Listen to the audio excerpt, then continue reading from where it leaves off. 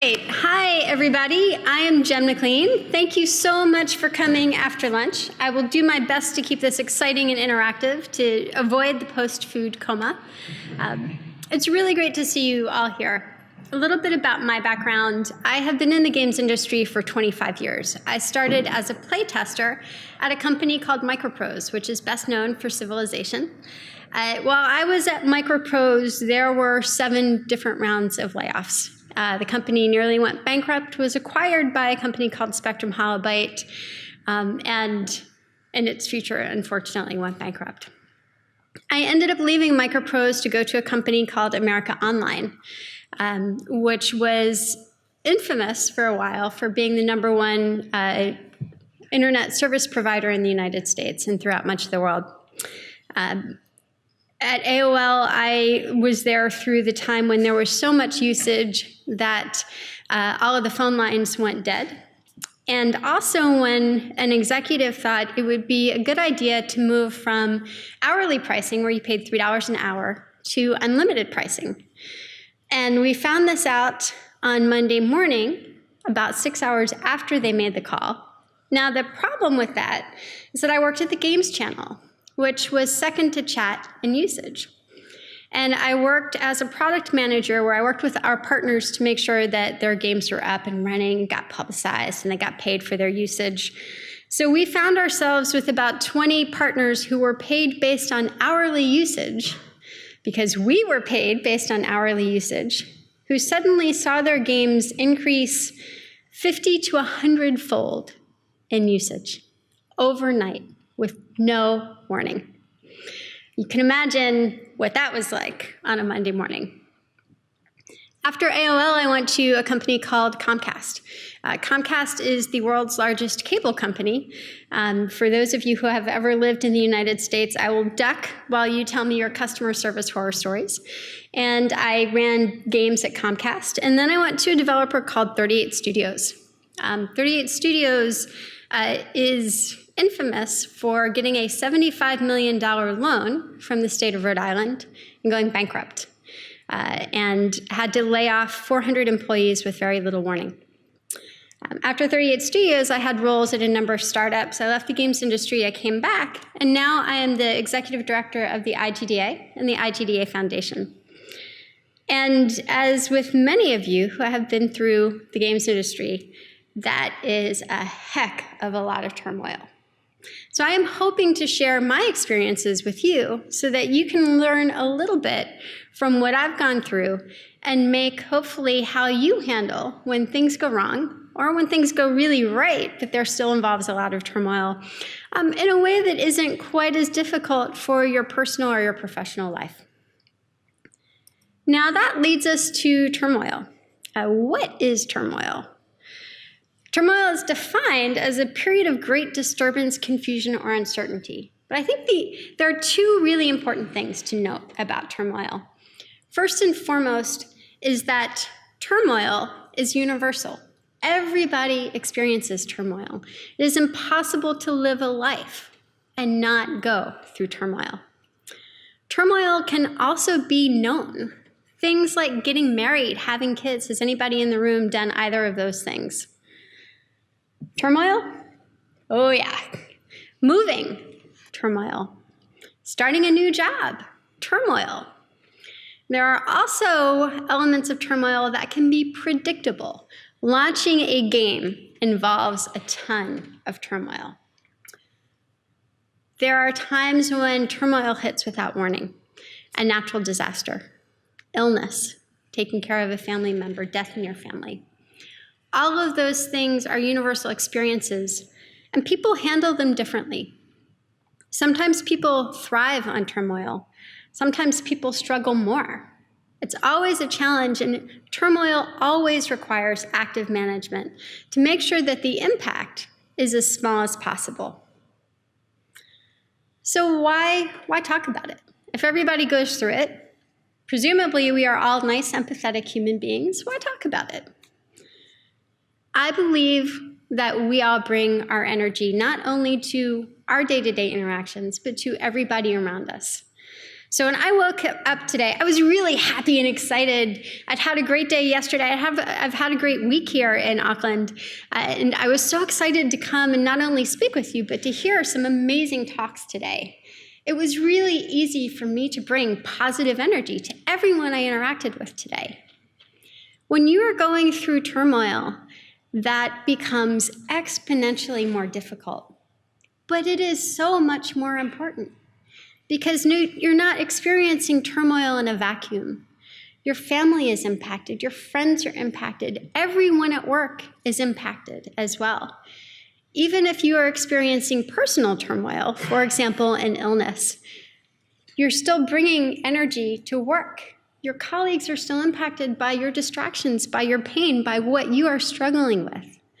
Because each of us makes our own energy, and because we share that, how we handle turmoil, and especially how we manage our career as we are going through turmoil, is extraordinarily important. And this gets a little bit to the theme of this conference, which is luck by design. Just as you make your own luck, as Arlie said this morning, you also make your own energy. You can act as a turbine. And so one of the things I want you to keep in mind today is that as you go through turmoil, how you handle it not only builds your own energy, but also builds your own personal brand. It allows you to take control in a situation that can often seem out of control. It allows you to choose how you're going to handle what's happening and the energy that you bring, not only for your own experience, but for everybody around you.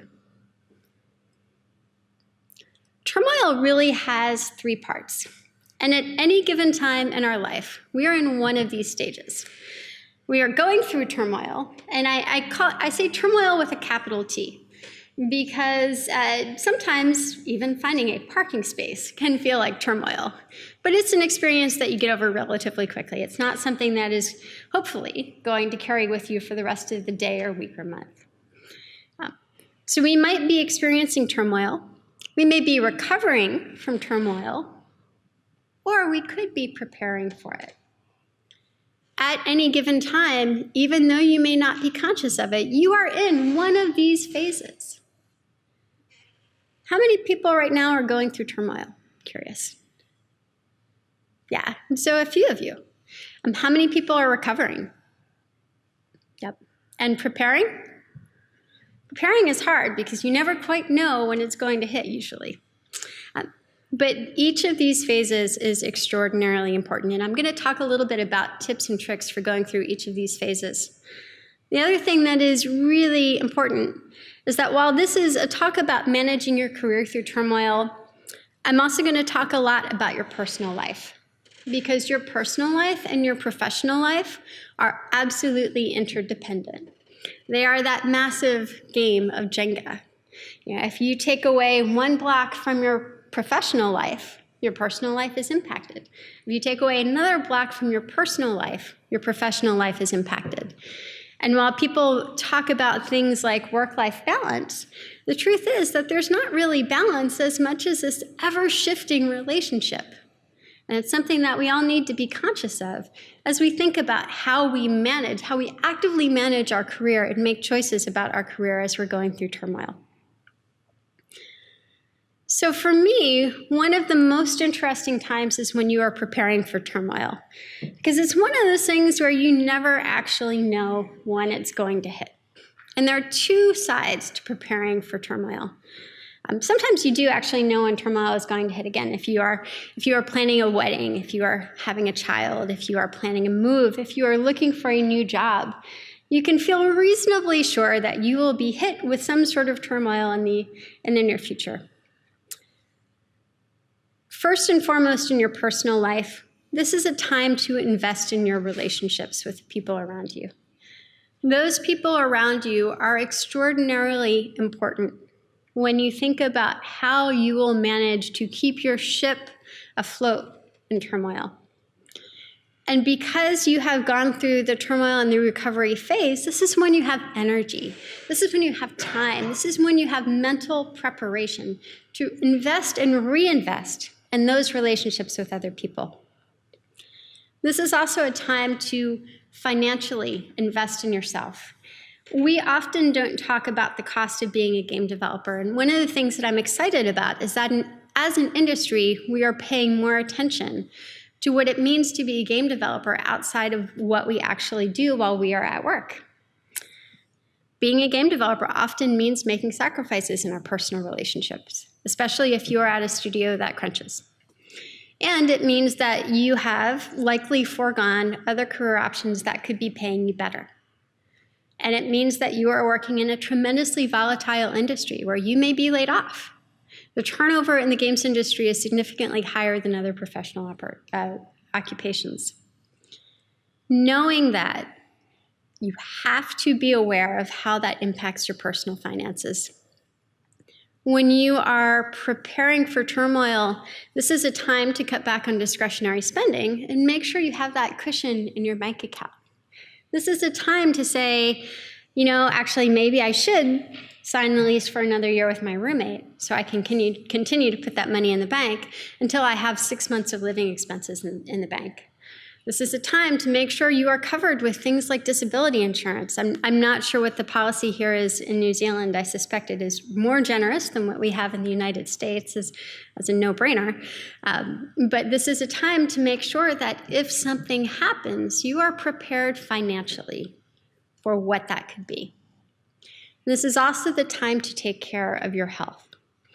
As Emery mentioned earlier today, often game development involves crunch, and crunch takes a significant physical toll on your body. You might gain weight. You might lose weight. You probably are not exercising the way that you should be. You are probably not making healthy eating choices. When you are preparing for turmoil, this is your time to make sure that you are in as healthy a physical state as possible. So you've got your mental health, your emotional and relationship health, your financial health, and then your physical health. All of that is on the personal side when you are preparing for turmoil. On the professional side, this could actually be a lot of fun. This is the great opportunity to explore new ideas. Hey, it's time to kick off that project. This is your city building time in civilization. You are not going to found a new city when Gandhi is knocking on your door. Bad idea. But when you have a nice, free, open continent, that's when you start building your city. And professionally, this is very much the same. This is a time when you might want to propose that new game idea at work. This is the time when you might want to take a class in an entirely different discipline so that you can see what it might be like. This is a time for exploration and fun. And this is also a time when you start to invest in building your personal brand and in expanding it. So preparation for turmoil also equals expansion. It is a great chance to say, hey, I am an artist, but I'm actually going to explore what it might be to be a tech artist. Hey, I've just shipped my game. I've taken a few months off. This is a great time to come keynote NZGDC. This is a great time to teach a class. This is a great time to try a new sport, to try something new and interesting. Because sooner or later, you're going to be in turmoil. Now, there are two important parts to actually going through turmoil. And at the end of the day, what you want here is survival. This is not the time to found a city. This is not the time to try a new pastime. This is probably also not the time to try dating somebody new. I don't know if anybody has ever tried starting a new personal relationship when you are trying to ship a game. It's not a good idea. On the personal side, there is an idea called ring theory, which essentially says that when you are facing trauma or turmoil, or when someone you know is facing trauma or turmoil, you comfort in, you dump out. Now what that means is, say your partner has been diagnosed with a serious illness. You don't get to complain to your partner, who is the person in the center of the turmoil, about how hard it is for you. You comfort into the circle. However, you do get to complain to your best friend, who is not your partner, about how hard it is for you. So you dump out. You dump outward as people go further and further and further away from the direct trauma. And it's very much the case in work-related turmoil as well. Talking to your peer who has just pulled an all-nighter about how tired you are, probably not going to go well. Talking to your friend who has just shipped their game and has enjoyed 4 weeks of vacation about how tired you are, great, dump out. On the professional side, when we think about our interests and our company's interests, let's be honest, those two often are not the same. They are instead a Venn diagram. You have what is in your best interest personally. You have what is in the company's best interests. Sometimes there's an awful lot of overlap. Sometimes there's very little or even no overlap. When you are in the middle of going through turmoil, what you want to focus on at work is just that part where there is overlap. Anything else is adding fuel to the fire. Now, what that means usually is, for example, if you're in the process of shipping a game, it's in your best interest to ship the game, get the ship bonus, get the vacation, get the credit, take a breather. It's in the company's best interest to ship the game, get the publishing payment, get the revenue. It is not necessarily the best time to, in addition to your work on shipping the game, pitch somebody on your next great idea. Probably not the best time to start looking for a new job. You may be tempted, but when you think about how you're using your time and energy and what is in your best interest, when you're in the middle of turmoil, your energy is very scarce, and you have to professionally focus on that part of the Venn diagram that overlaps.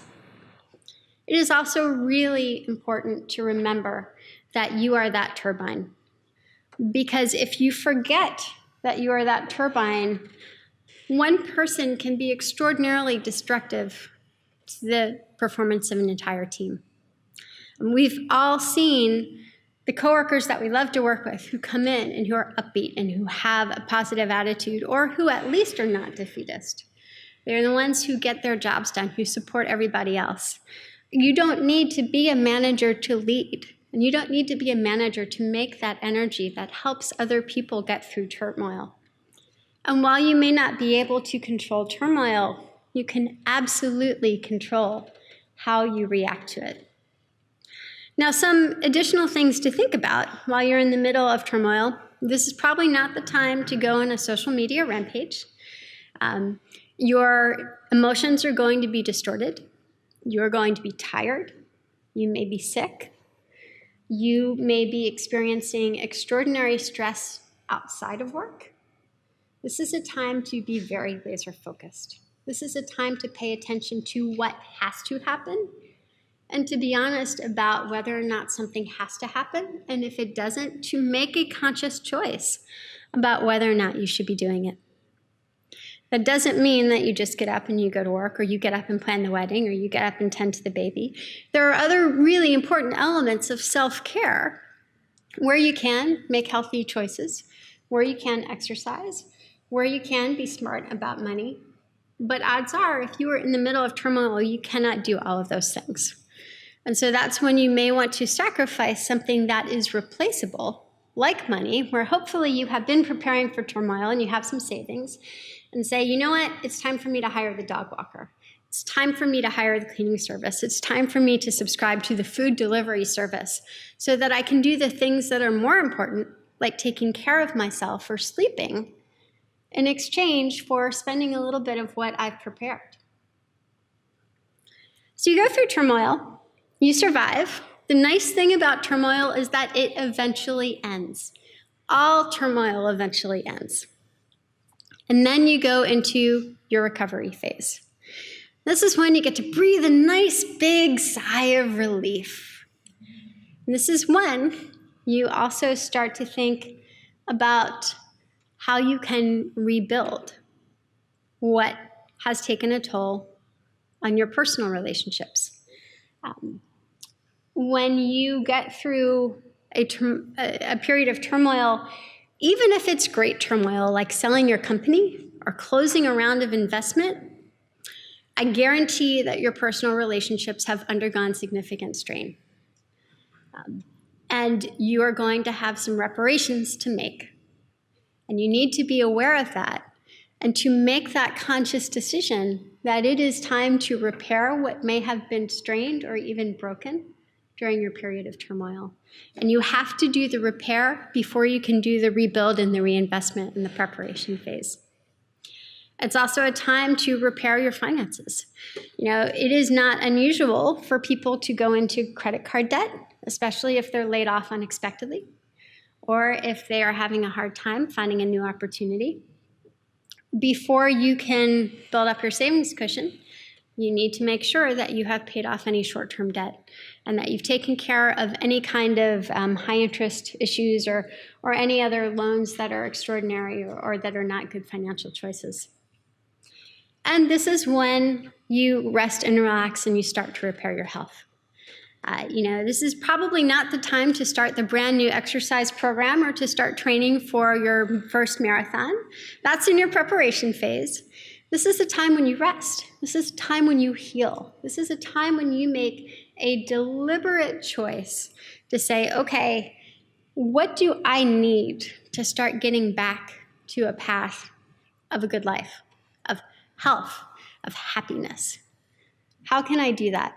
And when do I start doing that? This is also a time professionally where you get to recognize your success. It's no accident that studios often end up giving people weeks or even months of time off after you ship a game. It's no accident that there are celebrations for shipping a game. There are ship parties, because this is a time for you to say, hey, good job, thumbs up. This is a time for you to say thank you for your hard work. And while this is not the time to take on a new professional risk, this is a time to recognize what you have accomplished. So as you go through this recovery phase, it is really important to stop and take a moment and reflect. Now, this is important for a few reasons when you think about your career perspective. Your career is going to have endless twists and turns. And while I don't know any of you, I would be confident, betting a significant amount of money, that whatever you are doing today is not going to be the same thing that you're doing 5 years from now. And I hope that you look me up 5 years from now and prove me wrong if I'm wrong, but I'm pretty sure that's not going to happen. How do you find those new opportunities? Part of it is understanding what has happened in your past and being able to learn from that and communicate that. So if we think about some of the typical things that cause career turmoil, let's look at the good stuff. Shipping a game.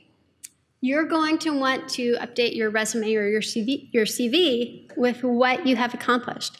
And not just, hey, I shipped Civilization 6, but I was the lead concept artist for Civilization 6. I was the lead AI programmer for 3 civilizations in Civilization 6. I was the lead character artist for Cleopatra and for Gandhi in Civilization 6. You're going to want to think specifically about the impact you have had and the energy your turbine has brought. If you think about some of the less enjoyable turmoil situations, for example, maybe you experienced a layoff and you found yourself unemployed unexpectedly.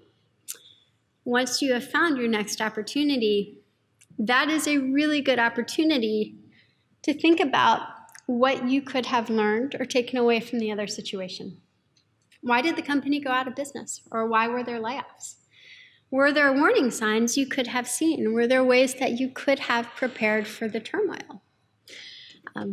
If there weren't, what are other things you could be doing as you move out of recovery into preparation? Have you maintained your professional networks? Have you been going to things like the Auckland Game Dev meetup like last night, so that people don't just hear from you when you're in turmoil and you need something, but you are there as a resource for them?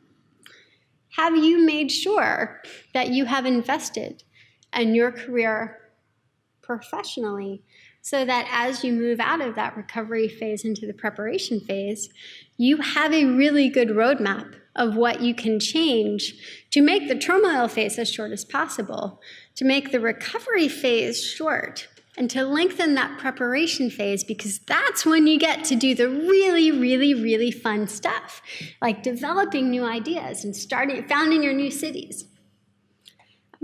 This is also the time to make sure that no matter what,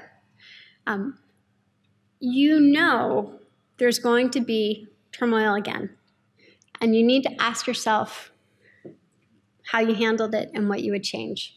It's not unusual for somebody to go through turmoil and to have an outcome that they can't sustain more than once. And that might be because of the impact to its physical health and the impact to a significant relationship. Right? If you don't take the time to reflect in your recovery phase, then you will be putting your entire well-being at risk. You can view this very narrowly in terms of how you approach it physically. You can view it very narrowly in terms of how you may be putting your career at risk. But what I really want you to take away from this is that in your recovery phase of turmoil, if you don't learn from what has happened, from what has come before, the future turmoil you experience will get worse. And that creates a vicious cycle that can put your entire life at risk. So very quickly, to sum up, turmoil is universal. Turmoil is sometimes something that can be controlled, marriage, kids, moving. Sometimes some things you can foresee, shipping a game, and sometimes comes out at you entirely from the blue, completely unexpected. It is really important that you prepare for turmoil, because when you are in turmoil, your one goal, your one focus is getting through it. And then you have to give yourself time to recover. Be kind, because at the end of the day, you are that turbine. You are making your own energy. You are making energy that you share with everyone else in your life. And hopefully, if you've prepared and if you're recovering, you'll continue to share that positive energy, even when you're in the midst of something really, really difficult. So that was very quick, how to get through turmoil, and I'm happy to take any questions if you have them. Good question. You talked mostly about shipping a game, making your rest. A big part of the games industry these days, a large part of my career has been in the book, where you ship the main game, but the real work sort of starts afterwards. And you've got, if you're lucky, you've got 3 months. In these 3 months, you can have an update which is as big as a game, or sometimes bigger, or more realistically, you've got 6 weeks that to churn out. And if one of them slips, the plan for the whole year slips. What do you recommend? So there's two parts to that question. So the question was, okay, that's great for console and AAA development. What about mobile development, where you are constantly on a treadmill of having to ship updates? And if you don't ship the updates, your user acquisition goes down the toilet, your revenue per user goes down the toilet, your financials go down the toilet. So first answer, if you are a manager in that situation, this is when you ideally build alternating teams, where you have a live team and then you have a new game team, right? So hopefully you are giving your team a chance to go from a very operationally difficult cadence to a more relaxed cadence and back and forth. And that's something that's really, really important to think of when you're a manager. When you are getting through it, part of the question is how's your company handling that? So if you are being asked to crunch, for example, every 3 months, is that something that's sustainable for your life? And only you can make that decision. If you are in a position where you're being asked to crunch every 3 months and it's not sustainable for you, that's when you focus on that very narrow sliver in the Venn diagram and say, okay, for my preparation for the next 3 months, I'm going to be devoting significant time and energy to finding something that is sustainable for me, that meets my definition of success. And if that means that I have to take time off, okay, I'm willing to do that. So this requires a lot of self-awareness, and it's not easy. But it is also really, really important for everybody to feel like they can stop and take a break, even if it means sacrificing money. And that's where investing in yourself, investing in your savings becomes really, really important. It's something that we don't often talk about in school and career development at all. But the worst possible outcome is to feel like you have to stay in a job that is killing you because you can't afford to leave it. And at the end of the day, it is possible to make more money. It is not possible to make more time. It's not possible to make more health. And so it is, it's a tough situation, but I think that is where you have to look at what the trade-offs are in your individual situation and make the investment you need to make to give yourself time to find something that is tenable and that meets your personal definition of success. Sort of follows on a little bit from that. If you say a manager and you've got a team and some of the individuals go through turmoil, you were talking more about you yourself experiencing turmoil, but if you can see some of your team members are going, do you help them in preparing to go through the next one, or are you on the recovery side, or where do you step in to help maintain a good culture? So the question is, as a manager, how do you help your team get through turmoil? I believe that as a manager, you can help your team in every part of the phase, right? So you can help them in the preparation, you can help them in the turmoil, you can help them in recovery. And turmoil is not always something that is negative. Like I said, it might be selling your company. Really difficult, really hard, emotionally exhausting, physically exhausting, really great outcome at the end. So if you are a manager in that situation, first and foremost, I think it's really important to exercise empathy. So being honest with people about what's coming, you know that we are planning to close this next round of investment over the next 3 months. This is what it's going to mean for the senior team. This is what we need from the operational team. This is how you should expect to spend the next 3 months of your work time, leading up to a game, even if it's a personal turmoil that they are experiencing. For example, if they or their partner has been diagnosed with a serious illness, right? Talk to your doctor, tell me what you need. Let's put in place anything we can to help you so that you can get through this as quickly as possible and come out healthy on the other side. Then when you are actually in the turmoil, communication is absolutely key, and it has to be bilateral. It can't just be in one direction. So checking back in frequently on what your team needs, because that's going to be different, sometimes from day to day or even hour to hour. Making sure that you understand what is at risk in your team. So you may have people who who are at risk physically from a health perspective. You may have people whose relationships become at risk. There are going to be times where you might need to say, look, Jen, I need you to finish this financial model, but then I want you to take the next 3 days off and catch up in your sleep, catch up in your health, spend some time with your family. And it's really important that you remember to focus on what has to happen and leave everything else to the side, because when you are in the middle of turmoil, that is not the time to start introducing crazy new ideas.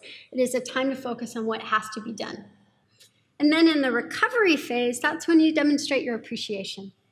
That's when you recognize what people have gone through. You thank them. Where you can, you recognize it through things like bonuses, through things like time off. Even if it's something like getting married. So you've had a team member who is going through wedding planning, which is its own interesting form of stress. And hopefully you're giving them time off if they need to go meet with whoever, caterer. They're actually getting married. And then when they come back from the honeymoon, okay, great, congratulations, this is really great. Now let's talk about how, once you've caught your breath and you've moved into your new home with your partner, we can think about what comes next for you from a career perspective. in general, if you have any flexibility, when somebody is going through turmoil, it's probably not the time to spring some additional turmoil on them. And that can be something like a promotion, right? So that's another example of where you want to have those kind of conversations.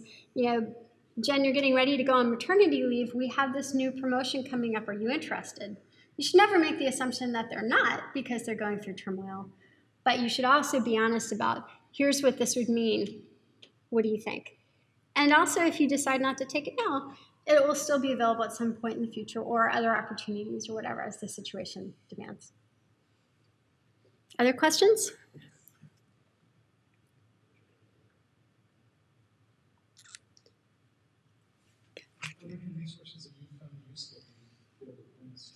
Yep. So the ring theory diagram is a really good reminder of comfort in, dump out.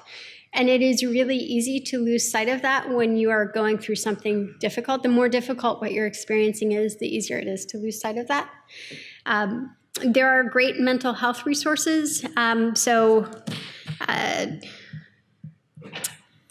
take this as a fantastic game dev specific mental health resource. That provides a lot of information on things like counseling.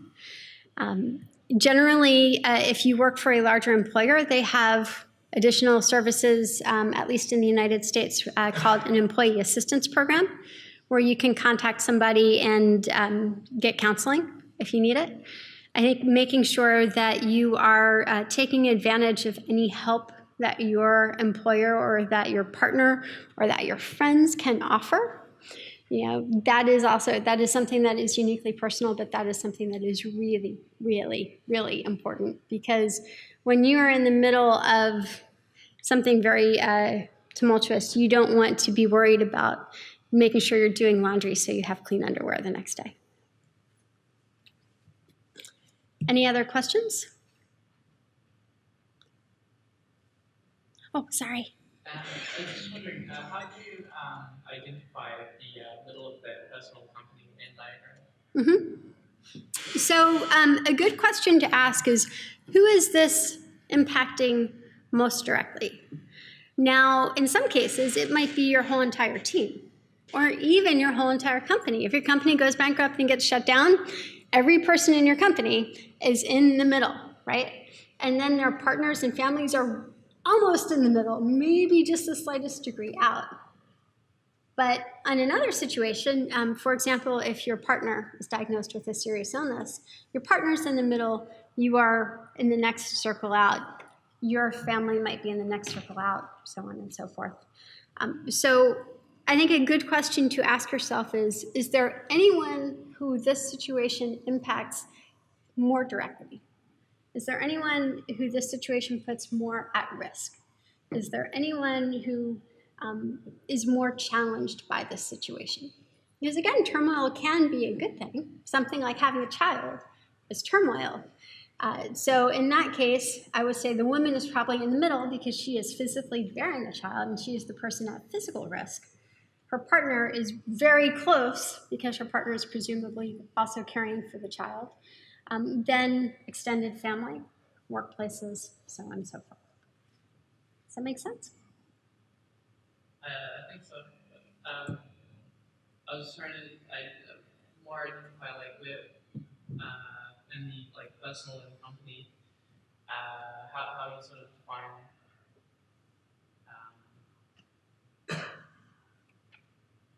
I guess where the problem sort of can. How do you identify what the company's best interests are? Right. Okay. So I think that's where you also ask yourself what has to happen, right? So if you are, for example, in the middle of raising a fundraising round, as an employee of the company, it is in your best interest that the company continue to have money for your paycheck. It's also in the company's best interest that they continue to have money for your paycheck and that they do it in a certain way, right? Ideally, and they do it in a way that gets them the most flexibility, that gets them the most money. As an employee, you probably don't care about that. You care about stability, right? So that's a good example of you want certain things The company wants certain things. You want stability, you want reliability, you want creative freedom. The company wants the least dilution of their capitalization table. The company wants the most money possible. The company wants ownership of their IP, but you both want that deal to close because you both want paychecks. And so that's where you really focus on how you can support that middle of the diagram where you have that overlapping interest. So. Any other questions? All right. Thank you very much, everybody. Thank you.